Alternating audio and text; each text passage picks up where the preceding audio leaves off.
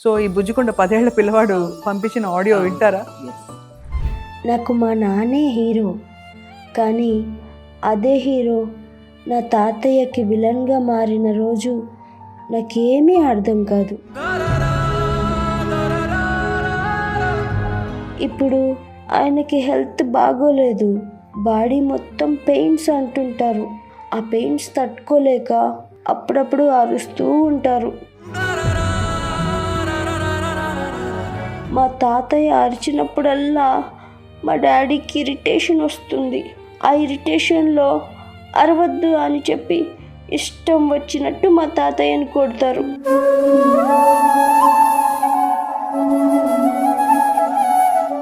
మా తాతయ్యని మా డాడీ కొట్టకుండా ఉండాలంటే నేనేం చేయాలి?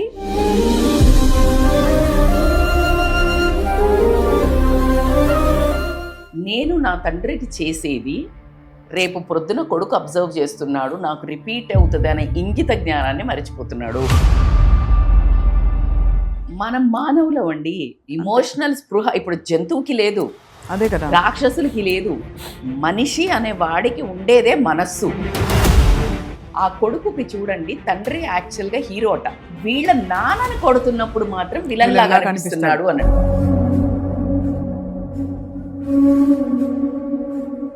మనవల ప్రేమ ఇలా ఉంటే అసలు ఇంకా అది సంజీవన్ లాంటిది. అంటే యాక్చువల్లీ 100%.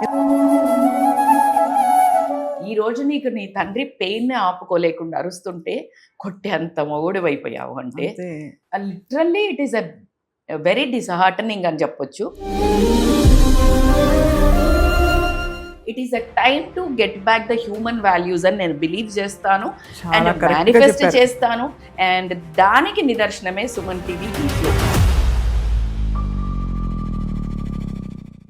అందరికీ నమస్కారం. సుమన్ టీవీ సమర్పిస్తున్న ఫ్యామిలీ వాల్యూస్ ప్రోగ్రామ్కి స్వాగతం. మనం ప్రతి ఎపిసోడ్లో ఏదో ఒక సంక్లిష్టమైన కుటుంబ విలువలకు సంబంధించిన విషయాన్ని పరిశీలించి అక్కడ ఒక సంఘర్షణకి లోనయ్యే ప్రశ్న ఎప్పుడైతే వస్తుందో దానికి సహేతుకంగా మంచి పరిష్కారం వెతికే ప్రయత్నం చేస్తున్నాం. ఇవాళ ఎపిసోడ్ బహుశా ఒక బుజ్జికొండ మనకి పంపించిన ఆడియో విని మీరు కూడా ఏమంటారో మేము వెయిట్ చేస్తున్నాం వినడానికి. బికాజ్ ఒక 10 ఏళ్ల పిల్లవాడు వాళ్ళ నాన్నకి తాతకి మధ్య జరిగే ఈక్వేషన్ ఏదైతే ఉందో, రిలేషన్షిప్ బంధం, అంటే ఒకవైపు ప్రేమగా ఉంటూ మరోవైపు చాలా కోపం తెచ్చుకునే ఒక విషయాన్ని నేనేం చేయాలి నాకు తెలియట్లేదని చెప్పి రాసిన వైనం ఫస్ట్ ముద్దొచ్చేసింది విషయం. తర్వాత గుండె కొంచెం చివుకుమంది. అరే పిల్లాడు ఇంత ఎఫెక్ట్ అయిపోతున్నాడా, పిల్లలు ఇంత అబ్జర్వ్ చేస్తారా ఇంట్లో అని చెప్పి మాకు అనిపించింది. సో ఇవాల్టి ఈ విషయానికి పరిష్కారం చెప్పడానికి మరొకసారి we have with us transformational coach, అలాగే రిలేషన్షిప్ కౌన్సిలర్గా చాలా మంచి పేరు తెచ్చుకున్నారు. అసలు నిజంగా అంటారు పడ్డవాళ్ళకే తెలుస్తుందని జీవితం అంటే ఏంటో అని. అలా చూస్తే రజిత మైనంపల్లి గారు మనకి సుపరిచితులు. ఆవిడ జీవితంలో చాలా విషయాలు చూసి నేర్చుకుని ఆవిడ స్వానుభవాల్ని కూడా రంగరించి ఆవిడ కౌన్సిలింగ్ చేస్తూ ఉంటారు. And she also psychologist. So let's welcome her. నమస్తే అండి, వెల్కమ్. నమస్తే సువర్ణ గారు. కుటుంబ విలువలు అనగానే ఎక్కడో చిన్న చివుకుమంటుందండి. ప్రతి కుటుంబంలో ఏదో ఒకటి ఉంటుంది కదా, ఒక చిన్న point of regret are pain. అవును, మీకు ఉంది. ఫ్యామిలీ అంటే మిస్ అవుతే ఎలా ఉంటుంది అని నా గుండెకి తెలిసినంత ఎవరికి తెలియదేమో. అండ్ మీ life also very huge example and no one can understand this pain more than us అని చెప్పొచ్చు. And we try our level best to give the solution, and I should really congratulate Suman TV giving this program. ఇన్ని programmes ఒక ఎత్తు, ఈ programme ఒక ఎత్తు. So I want to really appreciate this. It's అంటే Ernest attempt అండి that బీటలు వారిన బంధాలు, అలాగే ఇట్స్ ఎ టైం ఇంకా అయిపోయింది అని అనుకునే చోట్ల కూడా ఏదో ఒక చిన్న మంచి మాటతో పరిస్థితులు సెట్ చేయొచ్చేమో అని చెప్పి. సో ఈ బుజ్జికొండ 10 ఏళ్ల పిల్లవాడు పంపించిన ఆడియో వింటారా? ఎస్.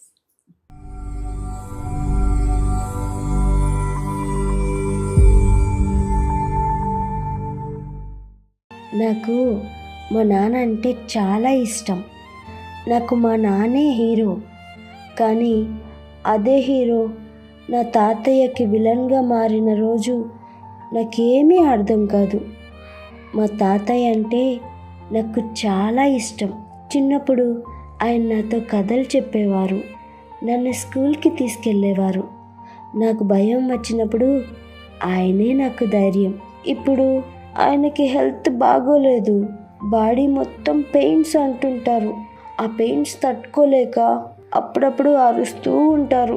మా తాతయ్య అరిచినప్పుడల్లా మా డాడీకి ఇరిటేషన్ వస్తుంది.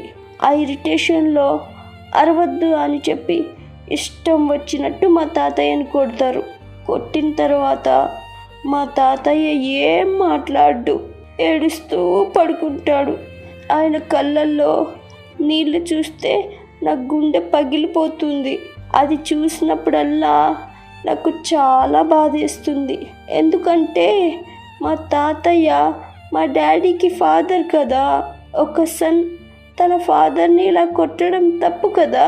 మా తాతయ్య ఏడ్చేటప్పుడు మా డాడీ నాకు విలన్లా కనిపిస్తాడు. నాకు మా డాడీని కొట్టాలనిపిస్తుంది కూడా. కానీ నేను చిన్నపిల్లని కదా, ఏం చేయాలో నాకు తెలియదు. నేను అన్నం కూడా తినలేకపోతున్నాను. మా తాతయ్యే గుర్తొస్తున్నాడు. పడుకున్నా నిద్ర రావటం లేదు. మా తాతయ్య ఏడుపే మళ్ళీ మళ్ళీ గుర్తొస్తుంది. మా తాతయ్యని మా డాడీ కొట్టకుండా ఉండాలంటే నేనేం చేయాలి? ఇలా కొట్టడం నిజంగా తప్పు కదా. అయ్యో, అసలు అందరికి తాతగారులు గుర్తొస్తున్నారు మనకి. మీ తాతగారు మీకు గుర్తొస్తున్నారా? చాలా చాలా వండర్ఫుల్ రిలేషన్స్.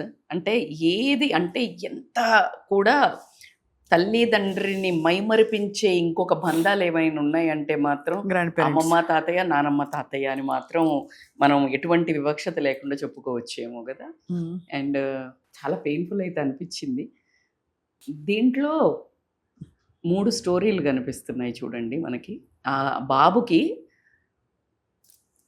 వాళ్ళ నాన్న హీరో, కానీ తాత అంటే కేర్.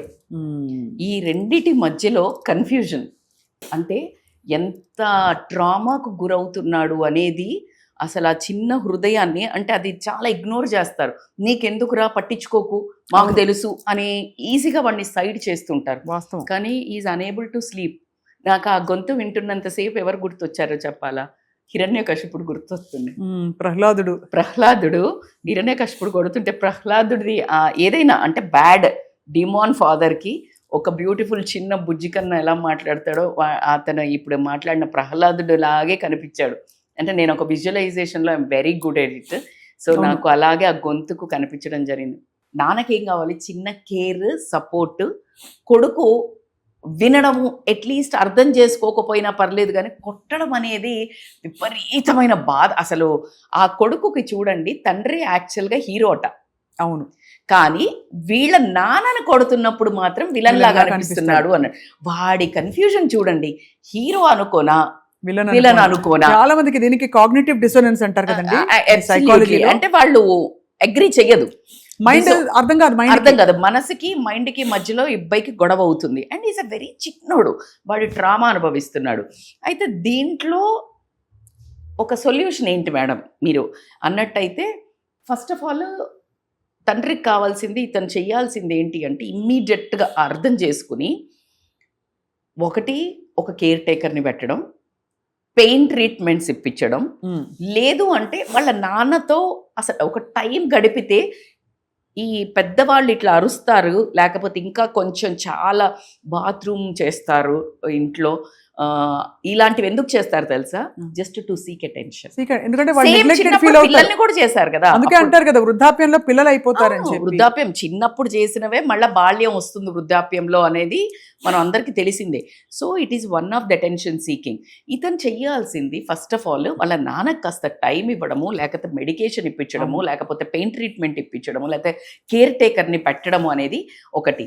కానీ హిడన్గా వాళ్ళ కొడుకుకి ఏం నేర్పిస్తున్నాడు కమ్యూనికేషన్ అంటే, నేను నా తండ్రికి చేసేది రేపు ప్రొద్దున కొడుకు అబ్జర్వ్ చేస్తున్నాడు, నాకు రిపీట్ అవుతుంది అనే ఇంగిత జ్ఞానాన్ని మర్చిపోతున్నాడు. కరెక్ట్. అంటే అది అంత స్పృహ ఉండదండి. ఐ థింక్ ఒక ఇమోషనల్ స్ట్రెస్ జర్నీలో ఉన్న ఆ టైంలో మనం మానవులం అండి.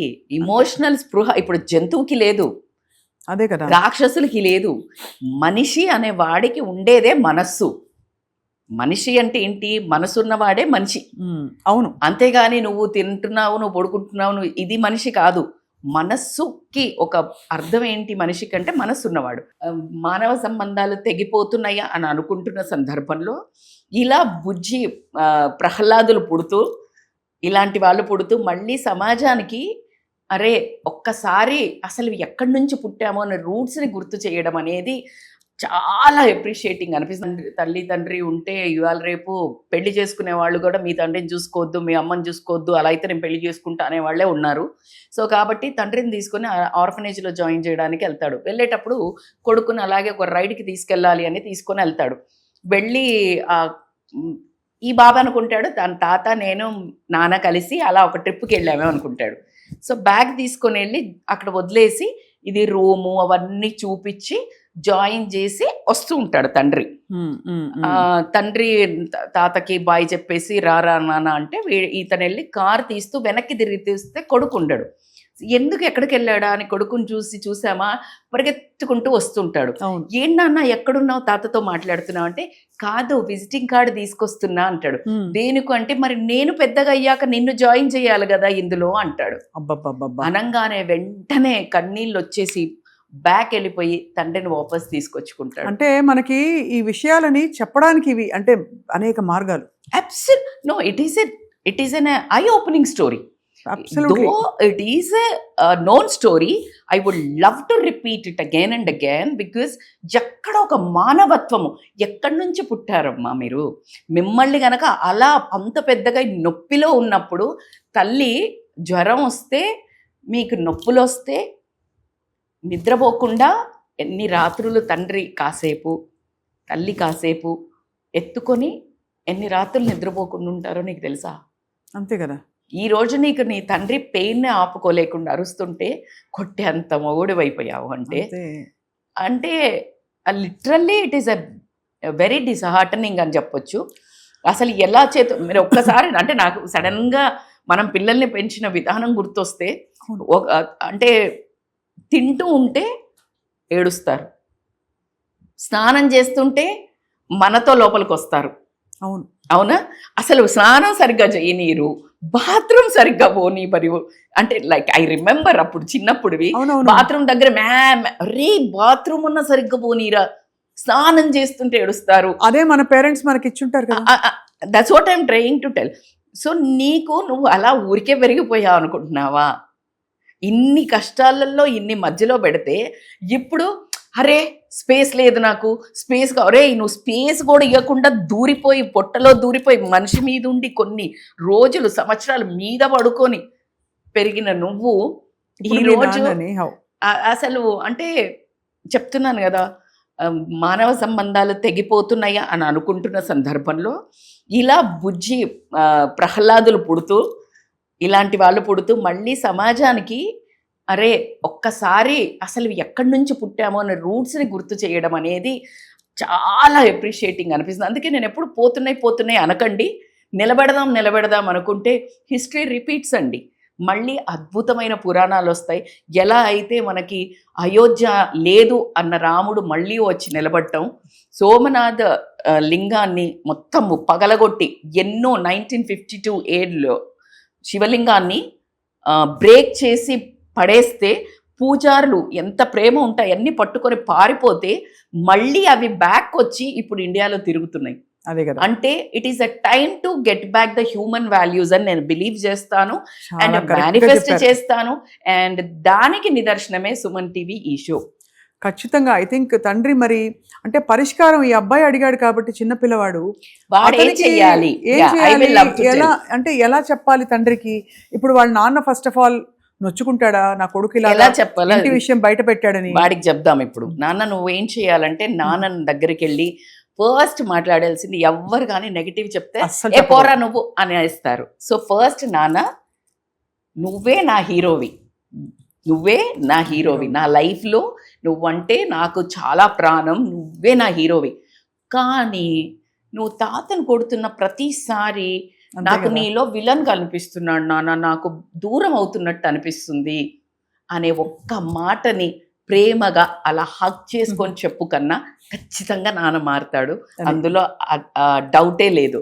2 లైన్లలో ఎంత హాయిగా చెప్పేశారంటే నిజంగా నాన్న పరిగెట్టుకుంటూ వచ్చి మనకి అంటే అంతే నేను ఎంత కదా. మారానని చెప్పే పరిస్థితి వచ్చేలాగా చెప్పారు మీరు. True true. ఇప్పుడు ఎట్టి పరిస్థితుల్లో ఎంత వాళ్ళకి చేత కాకపోయినా కూడా ఇప్పుడు వాళ్ళ మన మీద- వైపే చూస్తారు. చిరాకు పడ్డం వాళ్ళ మీద అసలు అవుట్ ఆఫ్ క్వశ్చన్ అనిపిస్తుంది. Out of question. చిరాకు They పడకూడదు, don't deserve. చేయి చేసుకోవడం అయితే ఇంకా అసలు విధంగా క్షమించరాని నేరమే. క్షమించరాని నేరము. ఎన్ని స్ట్రెస్ అయినా అండ్ ఉండి అతనికి తెలియని ఆ తండ్రికి ఇది తండ్రికి చెప్పాల్సింది ఏంటంటే మీరు సైలెంట్ గా మీ కొడుకుకు మాత్రం ఒక లెసన్ నేర్పిస్తున్నారు, తెలియకుండా. రేపు అదే మీకు రిపీట్ అవుతుంది. అవును, సో ఇది ఈ రోజు ఈ చిన్న ఇన్సిడెంట్ అయితే కాదు, ఇది సమాజంలో జరుగుతున్న దానికి ఒక అర్థం.